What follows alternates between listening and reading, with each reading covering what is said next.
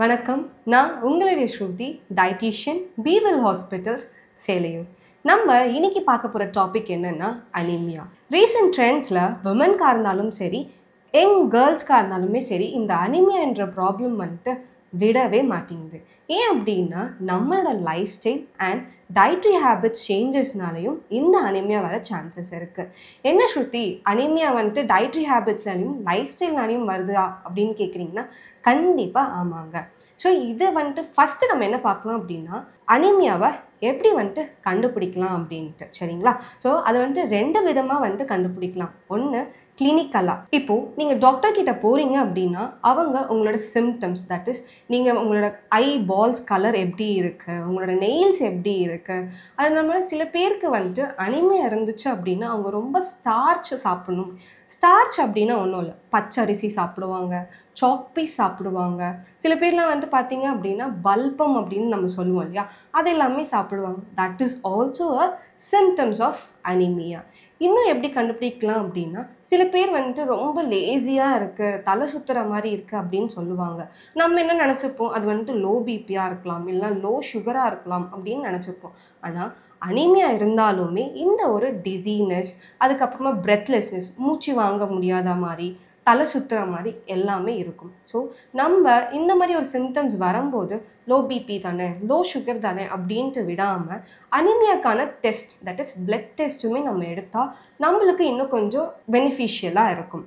So என்னென்ன blood test நம்ம எடுக்கணும் அப்படின்னா கம்ப்ளீட் பிளட் கவுண்ட் அப்படின்னு நம்ம சொல்லுவோம். கம்ப்ளீட் பிளட் கவுண்ட்டில் உங்களோட ஆர்பிசிஸ் கவுண்ட்ஸு, டபிள்யூபிசி, பிளேட்லெட்ஸ் எல்லாமே தெரிஞ்சிடும். அது மட்டும் இல்லை, ஹீமோக்ளோபின் அப்படின்னு நம்ம எல்லாருக்குமே தெரியும். ஸோ ஹீமோக்ளோபின் உங்களோட அனீமியா லெவலை வந்துட்டு கண்டுபிடிக்கிறதுக்கு ரொம்பவே ஹெல்ப்ஃபுல்லாக இருக்கும். ஸோ ஃபார் எக்ஸாம்பிள் விமனாக இருந்தாங்க அப்படின்னா ஹீமோக்ளோபின் லெவல் 12 கிட்ட இருக்கணும், 12 மில்லிகிராம் பர் டெசிலிட்டர்ஸ் இருக்கணும். அது கீழே வந்துட்டு இருக்காங்க அப்படின்னா நம்ம அனீமியா அப்படின்னு சொல்லிட்டு சொல்லுவோம். ஸோ இந்த அனீமியாவுக்கு வந்துட்டு 3 கிரேட்ஸாகவே நம்ம கிளாஸிஃபை பண்ணியிருக்கோம். ஃபஸ்ட்டு கிரேட் என்னன்னு பார்த்தீங்க அப்படின்னா சிவியர் அனீமியா அப்படின்னு சொல்லுவோம். சிவியர் அனீமியா உங்களோட ஹீமோக்ளோபினோட லெவல்ஸ் பிலோ 7 கீழே போயிடுச்சு அப்படின்னா அது severe anaemia. Second one moderate anaemia அப்படின்னு சொல்லிட்டு சொல்லுவோம். மாட்ரேட் அனீமியானா உங்களோட ஹீமோக்ளோபின் லெவல்ஸ் வேல்யூஸ் 7லேருந்து 9க்குள்ளே இருந்துச்சுன்னா மாட்ரேட் அனீமியா அப்படின்னு நம்ம சொல்லுவோம். அதே நீங்கள் மைல்டு அனீமிக்காக இருந்தீங்க அப்படின்னா உங்களோட வேல்யூஸ் ஒரு 9லேருந்து 11க்குள்ளே இருக்கும்.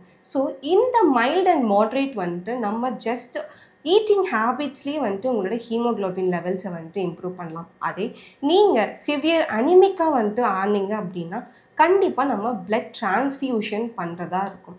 ஸோ பிளட் டிரான்ஸ்ஃபியூஷன்னா என்னென்னா நம்ம வெளியிலிருந்து வேறு யாராவது ஒரு பிளட்டை வந்துட்டு நம்ம உடம்புல டிரான்ஸ்ஃபர் பண்ணுறது பேர் தான் வந்துட்டு பிளட் டிரான்ஸ்ஃபியூஷன். இது வந்துட்டு நம்ம பிளட் பேராமீட்டர்ஸில் உங்களுக்கு அனீமியா இருக்கா இல்லையான்னு கண்டுபிடிக்கிறதுக்கு இன்னொரு பிளட் பேராமீட்டர்ஸ் ஹெல்ப் பண்ணும்.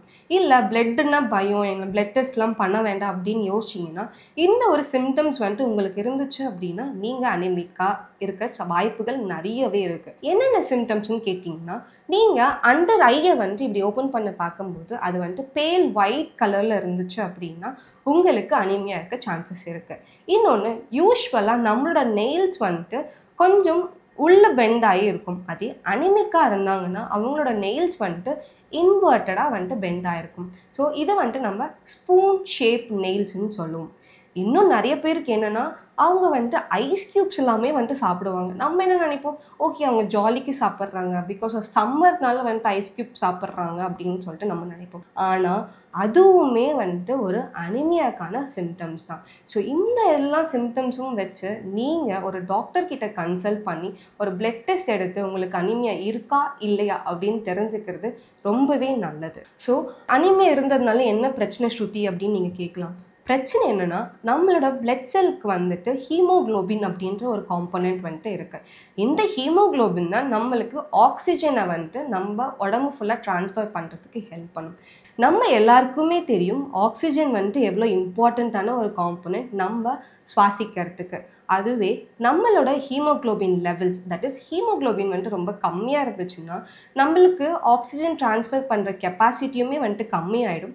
அதனால நிறைய பிரச்சனைகள் வரும். தட் இஸ் பிரெத்லெஸ்னஸ், மூச்சு வாங்க முடியாமல் மயக்கம் போட்டு விழுறதுமே வந்துட்டு ஒரு பெரிய பிரச்சனை தான்.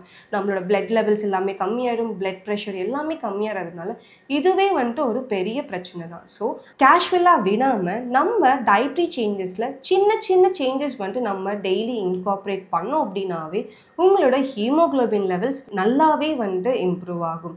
என்னென்ன டயட்ரி சேஞ்சஸ் அப்படின்னு கேட்டிங்கன்னா சிம்பிள் தாங்க. நம்மளுக்கு பிளாக் ரெய்சன்ஸ் வந்துட்டு மார்க்கெட்டில் ஈஸியாகவே கிடைக்கிது.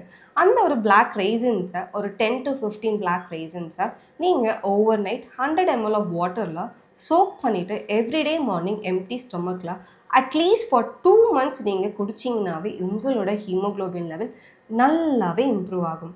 அது மட்டும் இல்லைங்க, இந்த பிளாக் ரெய்சன்ஸோட ஒரு 5 grams ஆஃப் ஜாகரி ஆட் பண்ணிவிட்டு ஒரு சின்ன சின்ன பால்ஸ் மாதிரி அதுவுமே நீங்கள் எம்டி ஸ்டொமக்கில் எடுக்க ஆரம்பிச்சிங்கன்னா உங்களோட ஹீமோக்ளோபின் லெவல்ஸ் நல்லாவே பெட்டர் ஆகும். இது இல்லாமல் உங்கள் டயட்டில் நீங்கள் நிறைய க்ரீன் லீஃபி வெஜிடபிள்ஸ், அதாவது முருங்கைக்கீரை, பாலக்கீரை, அந்த மாதிரி கீரை வகைகளும், நான் வெஜிடேரியன்ஸாக இருந்தீங்க அப்படின்னா ஆர்கன் மீட், நம்மளோட சிக்கன் லிவர், மட்டன் லிவர் அதெல்லாமே இருக்குங்க இல்லையா. ஸோ அதுவுமே வந்துட்டு உங்களோட டயட்டில் நீங்கள் இன்கார்பரேட் பண்ணிங்கனாவே உங்களோட ஹீமோக்ளோபின் லெவல்ஸ் ஈஸியாக இம்ப்ரூவ் பண்ணிடலாம். ஜஸ்ட் ஒரு சிம்பிள் டிப்ஸ் தான். நீங்கள் உங்கள் லைஃப்பில் வந்துட்டு இன்கார்பரேட் பண்ணுறதுக்கு ட்ரை பண்ணுங்கள். ஹீமோக்ளோபின் லெவல்ஸ் நல்லாவே இம்ப்ரூவ் ஆகும். ஸோ இப்போ வந்துட்டு நம்ம ஜென்ரலாக பார்த்தோம், பட் ப்ரெக்னென்சி டைமில் இந்த ஹீமோக்ளோபின் லெவல்ஸ் ரொம்பவே இம்பார்ட்டண்ட். ஏன்னா நிறைய விமென்ஸ்க்கு வந்துட்டு ப்ரெக்னென்சி டைமில் நம்மளோட வாட்டர் லெவல்ஸ் வந்துட்டு அதிகமாகிறதுனால blood level, that is haemoglobin level வந்துட்டு ரொம்பவே கீழே போயிடும். அந்த டைமில் வந்துட்டு நம்ம சஃபர் பண்ணாமல் இருக்கணும் அப்படின்னா, எஸ்பெஷலி விமன், நீங்கள் சஃபர் பண்ணாமல் இருக்கணும்னா உங்களோட யங் ஏஜ்லேருந்தே அயன் ரிச்சான ஃபுட்ஸை வந்துட்டு உங்களோட டயட்டில் ரெகுலராக இன்கார்பரேட் பண்ணிகிட்டே இருந்தீங்கன்னா ப்ரெக்னென்சி டைமில் நீங்கள் கஷ்டப்பட வேண்டிய அவசியமே இருக்காது. ஏன்னா ப்ரெக்னென்சி டைமில் பிளட் அப்படின்றது வந்துட்டு ரொம்பவே இம்பார்ட்டன்ட். பிகாஸ் நம்ம ஒரு ஃபீட்டஸை வந்துட்டு கேரி பண்ணிகிட்ருப்போம். நான் சொன்ன இந்த குட்டி குட்டி டயட்ரி டிப்ஸை உங்களோட டே டு டே லைஃப்பில் இன்கார்பரேட் பண்ண ட்ரை பண்ணுங்கள். உங்களோட ஹீமோக்ளோபின் லெவல்ஸ் நல்லாவே இம்ப்ரூவ் ஆகும். இன்னும் நிறைய இந்த மாதிரி டிப்ஸ் வேணும்னா கீழே கமெண்ட் பண்ணுங்கள். நெக்ஸ்ட் வீடியோவில் பார்க்கலாம். தேங்க்யூ.